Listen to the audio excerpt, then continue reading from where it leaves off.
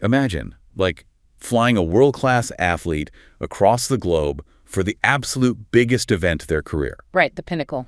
Exactly.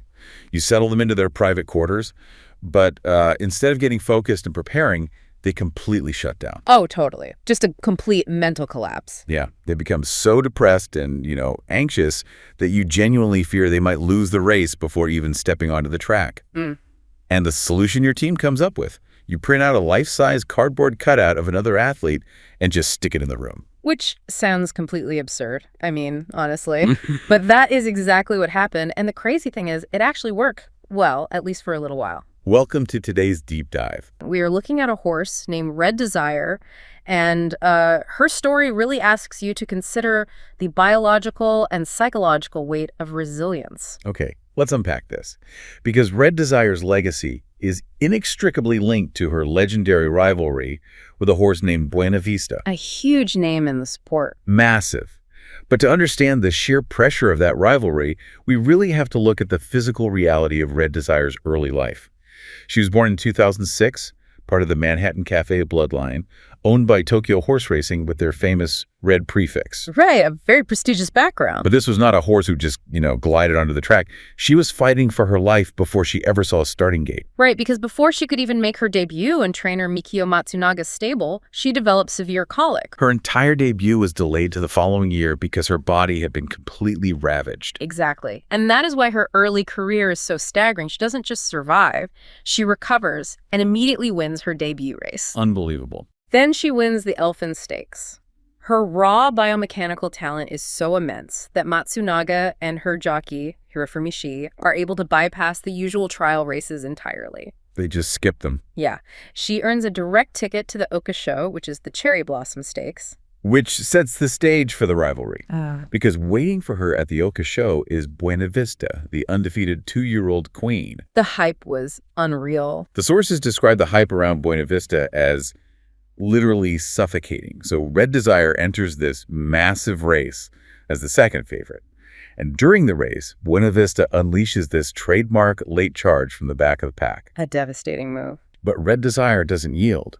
She absorbs that shockwave and fights to finish second by just half a length. Which is incredible. It's like a rookie athlete facing off against a defending MVP in their very first championship game.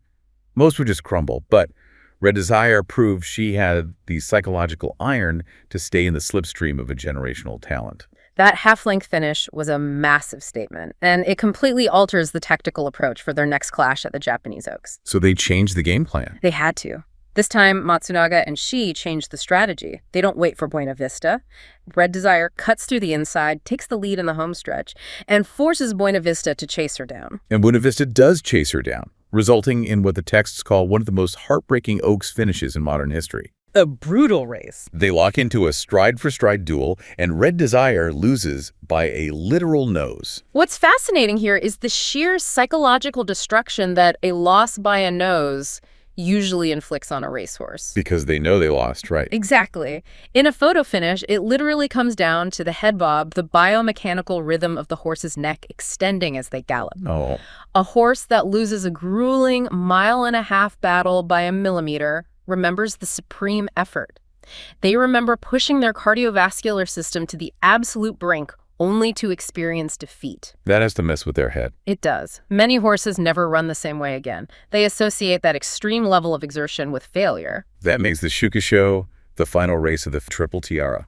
So incredible. Buena Vista is trying to sweep the Triple Tiara. Making history. But Red Desire hasn't been broken by that memory. She stands right in Buena Vista's way. They engage in another brutal duel, and this time, Red Desire wins by a nose. The exact margin that previously broke her heart. It is the ultimate tactical redemption. I mean, she denies Buena Vista historic immortality by weaponizing the very grit she learned in the Oaks. And the human element here is just as compelling. This was the first Grade 1 win for Tokyo Horse Racing, and the first Grade 1 win for Matsunaga as a trainer. Which is a huge milestone. Which is wild, considering during his jockey days he was known as Mikio of the Fillies because of his specialized touch with female horses. He gets his first elite trainer win with the bravest filly of them all. It's poetic, but as you see in elite competition, domestic revenge is rarely the final chapter. Gotta go bigger. Right. To prove her greatness wasn't just entirely dependent on Buena Vista's existence, Red Desire had to test that resilience in alien environments. Right, which brings us to the Japan Cup, where she grabs a strong third against heavyweights like Vodka and Oaken Bruce Lee. Very respectable finish. But then her connections make a pivot that, honestly, I have to challenge based on the sources. They decide to target international racing in Dubai at age 4. A very bold move. Tactically, this looks like a massive, unnecessary risk. Meidan Racecourse used an all-weather synthetic surface. Japanese horses are bred for incredibly firm, fast turf. Plus, they swap her jockey to Olivier Pellier. Yeah, changing up all the variables. You're taking a turf horse, putting her on a synthetic track she's never seen, changing her pilot, and dropping her in the desert. How is that not just reckless management? It is highly unorthodox, and you are totally right to question the surface change because the physics of a synthetic track are completely different from turf. Because it's not dirt or grass, right? No, the synthetic surface at Meidan was a mixture of sand, rubber, and wax. Which acts like a sponge, right? Exactly. On Japanese turf, a horse's hoof strikes the ground, grips, and propels forward with maximum energy return. Very springy. Yes, but on a synthetic wax-rubber mix, the hoof sinks. The track absorbs the energy. It requires an entirely different muscular engagement from the horse's hindquarters. And what about the dirt flying up? The kickback. The material flying up into the horse's face is also heavier and stickier. Many turf horses absolutely loathe it. They shorten their strides and just refuse to run through the kickback. So why risk it with Red Desire? If we connect this to the bigger picture, bold risks are required for historical leaps. Her connections recognize that her defining trait wasn't a specific stride preference, it was raw adaptability. Oh, from the colic. Exactly. Her early battle with colic, her ability to absorb Buena Vista's late charges, these proved she had the psychological bandwidth to handle physiological discomfort. And that makes a lot of sense. To prepare, they entered her in the Al Maktoum Challenge Round 3. And she didn't just handle the bizarre track, she mastered the physics of it instantly. She stormed from the outside, running right through the heavy kickback, and won brilliantly. She became the very first Japanese horse to ever win a graded race on an all-weather surface. Truly a historic leap. She proved she was a global pioneer. But, you can't push those biological limits forever.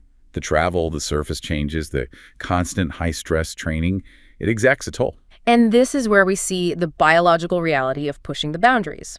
Her decline wasn't a sudden loss of talent, it was a cascade of physical failure. Just one thing after another. Yeah.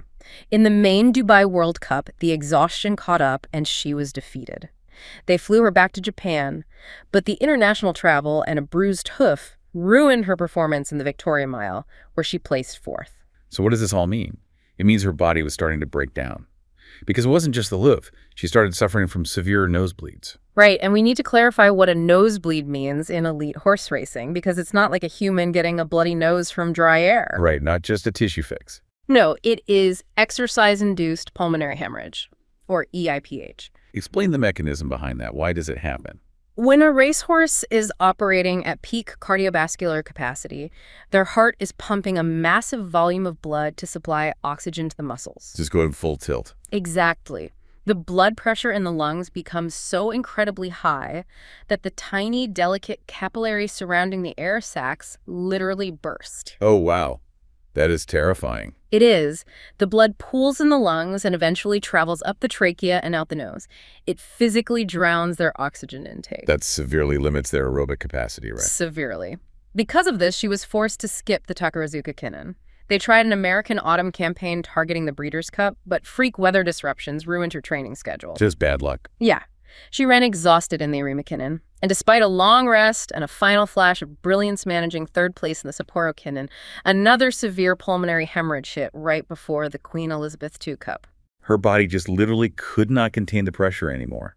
They made the necessary, if sad, decision to retire her. The only ethical choice. In stepping into her retirement, the story turns daptly tragic based on the sources. She retired to become a broodmare, but she passed away on May 20th, 2016, at just 10 years old. Which is incredibly young, considering a horse can easily live well into their 20s. She died from peritonitis after giving birth to her 4th foal. And looking at the biology of that, peritonitis is an inflammation or infection of the abdominal lining. Very dangerous. In broodmares, it can happen if there's an internal tear or severe infection during the trauma of foaling. It is rapid and brutal. And heartbreakingly, out of her 4 foals, 3 died young or vanished from records. Only one daughter, Nostalgia, survived to continue her bloodline. It is a devastating end to her physical bloodline. However, the sources highlight something truly remarkable here. While her genetic legacy hangs by a thread, her actual legacy shifted. It became a legacy of human mentorship. Now, I want to dig into that. The texts say she mentored her trainers. How exactly does a horse mentor the humans managing her? What specific tactical lessons are they learning from her? It comes down to learning how to balance extreme fragility with elite performance. Her assistant trainer at the time, Takeshi Saito, was essentially taking notes every single day. Just watching her closely. Yes. He later became a top-tier trainer, handling superstars like Chronogenesis and Geraldina. What Aitaito and Matsunaga learned from Red Desire was pacing and empathy. Listening to the horse. Right. They learned the incredibly subtle signs of a hoof issue before it becomes a full bruise. They learned how to train a horse with EIPH tendencies, how to build their cardiovascular strength without pushing the blood pressure so high that the capillaries burst during morning workouts. So she essentially provided the blueprint for managing high-strung, physically delicate champions. They learned when to push and when to back off because she demanded that level of exactness. Precisely. They explicitly refer to her as a mentor because the tactical patience required to manage her directly resulted in the championships they won years later with other horses. Matsunaga went on to train stars like Lucky Lilac and Lonnie, too. Exactly. Her influence was foundational for them. That is an amazing unseen legacy. But, while her tactical and athletic legacies are heavy, I want to loop back to that story we opened with. Oh, the cardboard cutout. Yes, because nothing reveals her actual personality quite like that incident in Dubai. The quarantine story. It is a brilliant glimpse into the psychology of herd animals. While in Dubai, Red Desire was stabled near the legendary Japanese mare Vodka. Another absolute superstar. Yeah, and the two of them bonded closely during quarantine.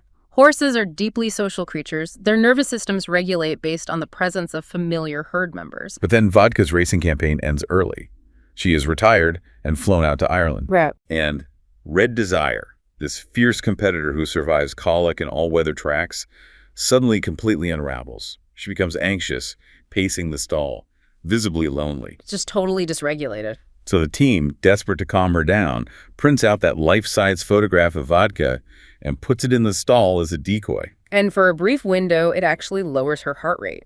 The visual cue of a familiar herd member tricks her nervous system into settling down. That is wild. But of course, she eventually realizes the cardboard isn't breathing, it isn't reacting, so the anxiety returns. Which makes sense. And this raises an incredibly interesting point about the environment these elite competitors need to function. Because the cardboard doesn't fix it. No, it doesn't. What finally calms Red Desire down is the arrival of Buena Vista.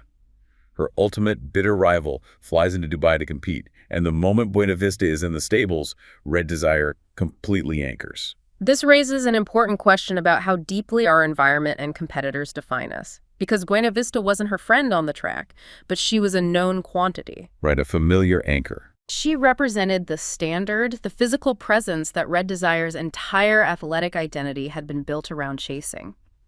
The moment Buena Vista arrived, Red Desire knew exactly who she was again. It's just a fantastic illustration of her journey. Thank you so much for watching. If you enjoyed this video, please like and subscribe for more.